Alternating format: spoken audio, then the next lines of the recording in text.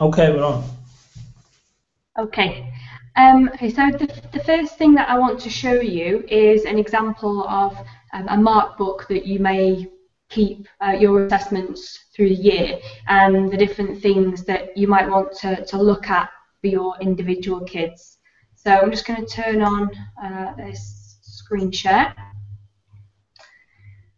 So I've just put together, using some fictitious data, some of the information that you will be expected to look at on your mark book. So we've got the kids' names down the left here.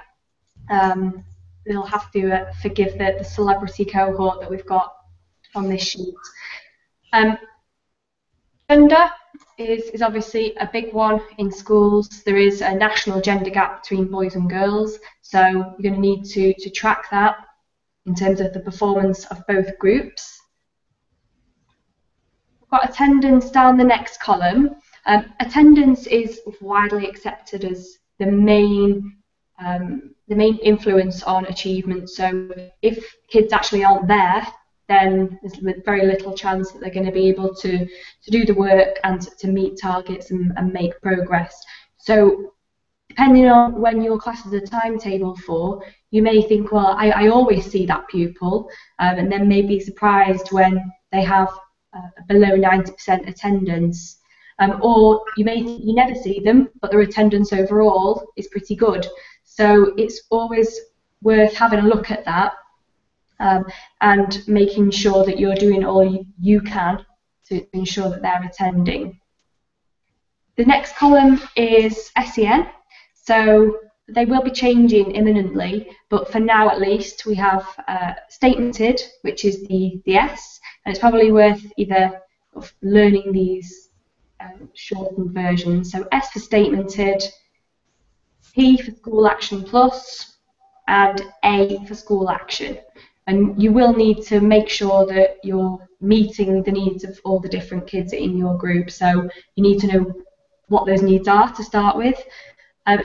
On your MIS, which is usually SIMS in most schools, but it could be something else, there'll be some more detailed information about the exact SEN need. So it's good to have it on your tracking sheet to make sure you understand that. The next two columns that I have included are Ever 6, which is, are they on free school meals now, or have they ever been in the last 6 years? And then Pupil Premium. So Pupil Premium differs from FSM Ever 6 slightly in that Pupil Premium kids also includes forces kids, so anybody whose parents are in the armed forces, and anybody looked after. So those kids in care. The most recent acronym for that is CLA, for Children Looked After. So it's worth knowing that as well. You, as a school, will receive £935 of funding every year for each Pupil Premium kid that you have, so that may be worth bearing in mind. The next bit of information that I've included is the Key Stage 2 average. So that is an average of their English and Maths from when they were in Year 6, and that is what will be used in most schools to measure progress. So progress from Key Stage 2 right the way to end of Key Stage 4. Some schools decide to baseline their kids when they arrive in Year 7. I don't know if you've seen, it's a good time of year actually. If that is happening in your school now, then this is the type of data you'll probably be producing, or your colleagues will be producing. So that may or may not differ from the Key Stage 2 average by quite a way, because we know that it's not always a great indicator if they're good at English and Maths, as to whether they can kick a ball, etc. So it's worth having both of those things if that baselining process does happen, because then you may want to use it just for your own tracking, but ultimately what will be reported will probably be Key Stage 2 average, which is this one here.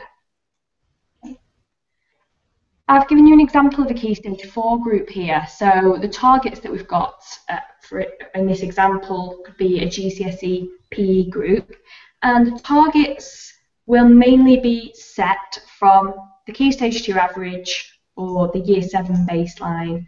Okay, and we're talking in terms of levels of progress. We are talking about Key Stage 2 average and then where they're going to end up at the end of Key Stage 4. So as a guide, kids coming in on a level 4 will be expected to achieve at least a C grade at GCSE, and then it goes up and down. So if you come in on a level 5, you're expected to achieve at least a B grade. So the target's an important thing to consider when you're monitoring and tracking progress. Most schools will collect an official grade from you every term, although it could be every half term in some schools as well. So when you're producing that estimate or prediction, you're going to use all the more granular data that you've gathered during the half term or term, and that will vary. So I've just sort of included a potential example here. It may be that it's a skills-based assessment and it's practical, or it could be something like a homework which is written and then marked by you. So it's important to keep that granular level data in your mark books. One example of where you could use that, if you look at the boxing one here, you can see that there's lots of red there. So anybody that you say, right, well, that they've scored less than 50, then you would be looking at that and thinking, actually, there's areas that we need to go over when you're planning the lessons that are upcoming, because clearly some kids aren't achieving what they should on this assessment. And then on number 2, you see that those scores have improved slightly, so you would at that point probably keep on doing what you had been doing, and that way you can measure impact and evaluate your own planning as well. Okay, so this could be set up for you, might be handed down by your head of department or given to you by another colleague, so that you don't have to reproduce that and that you can just use somebody else's template. But it's really important to keep this up to date and ensure that you've got all this background information here about your kids that you teach. I've included some averages at the bottom here as well, and that is again to help inform your own planning. So if you know that maybe you'd probably feel yourself if something had been covered adequately, or you felt that the lesson could have gone better, then you can use that information to then move forward and plan the rest of your lessons. The main things as class teachers that you're going to need to look at are progress towards the target that's been set. More often than not, that's just sort of given to you and you don't have a say in that. So you may or may not disagree with the target that's been produced for the individual kids, but you're still probably going to be measured on it. So I've just done a simple how many grades below or above in that column, and then if you had any kids that were below their target grade at this point, then you'd want to be either speaking to your head of department or looking into that in a bit more detail. So, for example, this pupil, Bob, is 1 grade below the target that has been set. So you would want to be keeping on top of that and making sure that you kept a special eye on that pupil going across the year group. Another thing which is good to have in mind is national performance. So what I've just shown you here on the screen is for PE. So this is the 2013 national data for kids at various starting points here, and this is the Key Stage 2 average that's been produced by the DFE. I've graphed that for you as well. I'll just explain what that graph means. So in terms of entry point, which is the x-axis, and then percentage that achieve expected progress, you can see that that sort of increases as you move up in terms of prior attainment. So kids coming in on a 4A at Key Stage 2, and the percentage that make expected progress better than expected progress across each of those starting points. Does that make sense to you all? Yes. Yeah. Yeah. And so it's also good for if you've got a pupil in your group and you know they've come in on a level 4C. It's worth you knowing that 45% of kids like that will achieve 3 levels of progress. And I'm always sort of a fan of discussing that with pupils as well in terms of chances. Was that a question or a cough? No, it's nothing, sorry. Okay. So in terms of discussing that with kids, and if you're going to sit down with a pupil who's perhaps not achieving as well, then it sort of builds on their aspirations to know if they've come in on a level 4C that half the pupils that came in with that exact same prior attainment actually did make those 3 levels, which is pretty good odds really.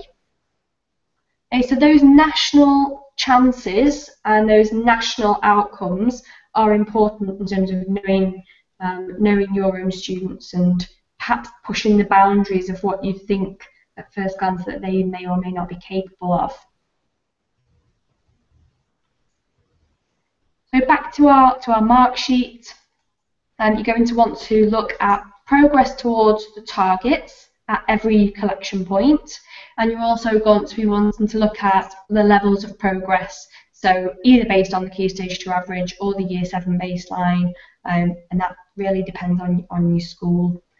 So you need to keep a close eye on that, as well as the performance of any specific groups like SEN or your Ever6 pupils or pupil premium kids. Then you can keep a close eye on that. And if kids are potentially underachieving at any point, it's important to sort of build around the information, around the data. So making your own notes of what you've put in place to help them catch up or to help them achieve their target grade.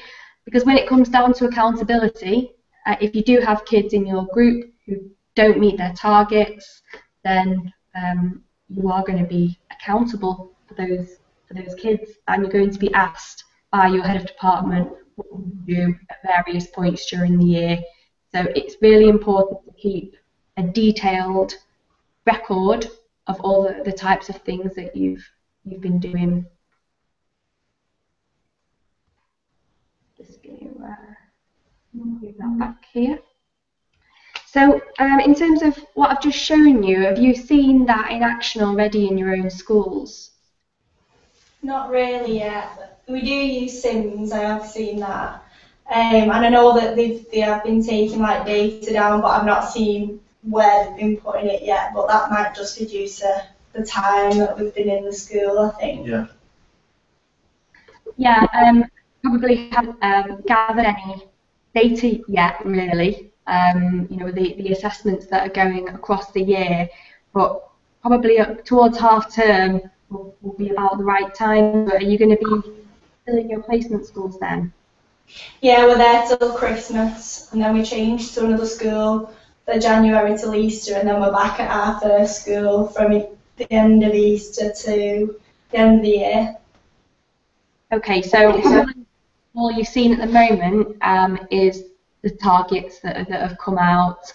Have you heard any sort of have you heard it being spoken about any negative connotations with the targets, etc.? I think not really negative. Obviously, I think a lot of the teachers, you have to gauge whether it would be correct to share the percentage and stuff. Obviously, some pupils would react well to that, and others would, you know, react differently to the way that you put it across. So I've heard teachers mention things like that, and some students obviously really like the specific element of, you know, you're at a 4A and what you need to do to get to that next one, and some prefer it a little bit more discreetly, if that makes sense. And I've heard teachers talk about things like that and how they get it across, but not really anything negative. Yeah, not really as such. I have heard a few people speaking about things like, should you, based on what they've done in Year 6, should that be an indicator of how well they're going to do? Like later on for GCSE, but then other people are saying, yeah, but it's just giving you an idea and it's for you to help you decide how you can bring them on, not so much to say, well, they got that, so they're only going to get a C or they're only going to get a D. So I think it's the way you deal with the data yourself rather than what you think it should be used for. The targets, I think, you know, they're not a limiting factor. They're not limiting just because data says that pupils like that will likely go on to achieve a C. Doesn't mean that that pupil can't achieve a B. So it's just important to remember that those targets, to a certain extent, it is a bit like jumping through hoops with the targets, and you know, they shouldn't be treated as they're just the starting point. So it's good information for you to know that, for example, half the kids who come in on a 4C can achieve the C grade, because then it helps you in terms of your aspirations for those kids. And for some pupils, it can be really helpful to know that if they don't have high aspirations themselves, then it can be really useful for you to have that conversation. It's quite an honest conversation in a way to have with the pupil.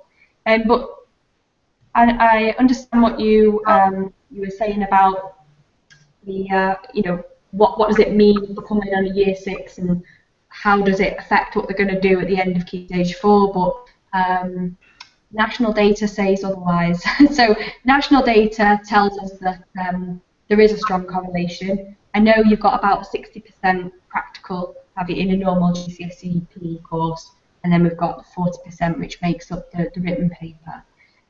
So again, that's something important to bring into your own tracking, your granular level tracking, that there is a theory element, and it's then maybe important for you to know how those pupils are doing in English and maths, and potentially science for some kids. You might be interested in that too.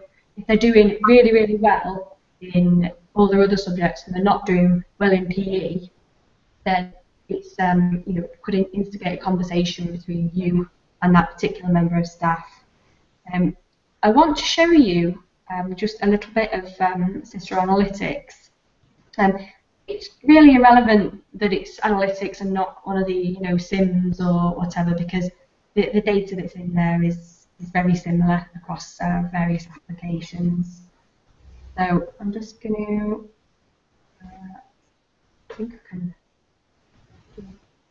change. Can you see the analytics here? Yep. Yeah. Yeah. Okay, great. So there's another piece of information which is a little bit more complex to understand at first, but that is the residual. Anybody heard of the residual before? No. No? So what a residual measures is for one pupil. So if we take this first example there, residual of 4.6.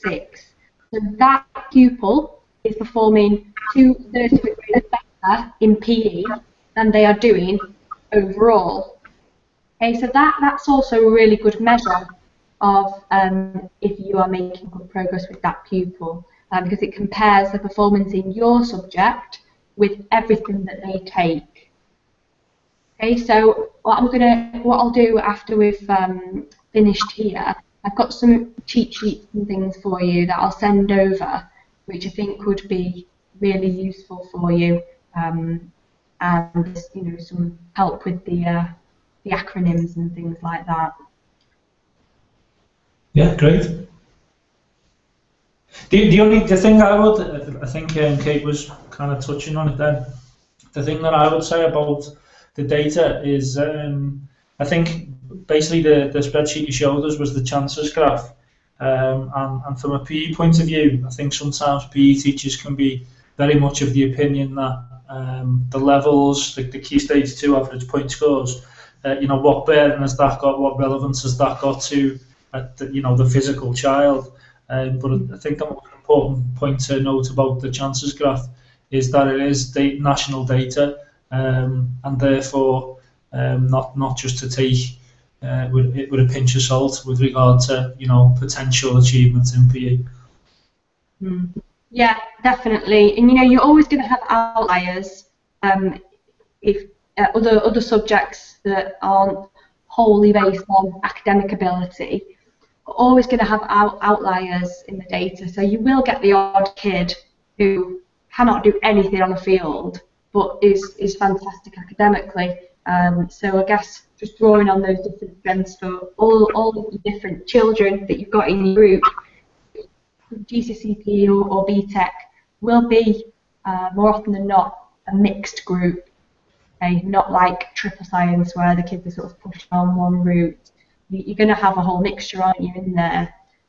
So yes, take the targets with caution, but the national data that we have is also powerful, as you've said, Lee.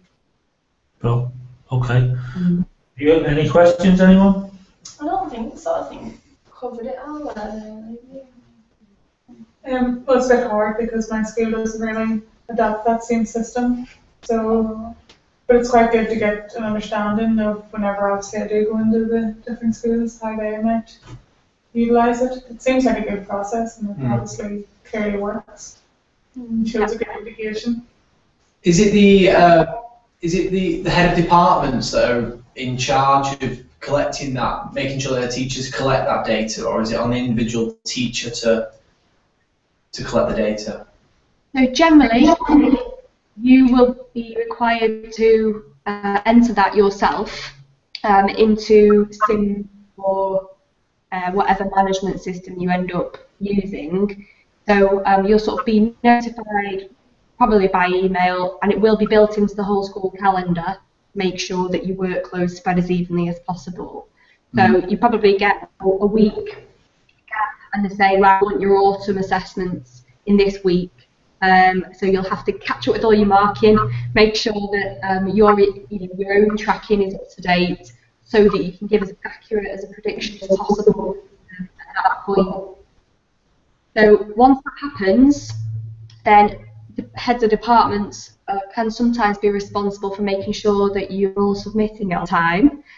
So, don't be that person who always has to be chased to fill in their data.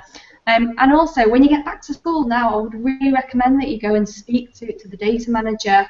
I've not come across many schools these days that don't have one, and they can explain, in detail. Probably be really tough that you've come and asked, because we don't get people showing an interest in data as much as other things, like tech or differentiating workshops and things like that. Data's sort of a bit of a dark art to lots of teachers. But I think it's a bit of a common misconception about PE teachers, because all the PE teachers have experience with, and there's plenty on SLT leading data, are often great. So yeah, it's like a self-fulfilling prophecy, isn't it? I think easy trap to fall into, but maybe you can be helping me on my quest and be the next generation of data pioneers. Okay, Brill, thanks very much for that, Charlotte. Thanks, I really appreciate you giving up your time. It was a really good insight for us. Okay, guys, good luck with everything. Maybe I'll Bye-bye. Bye-bye. Bye, Lee. Bye.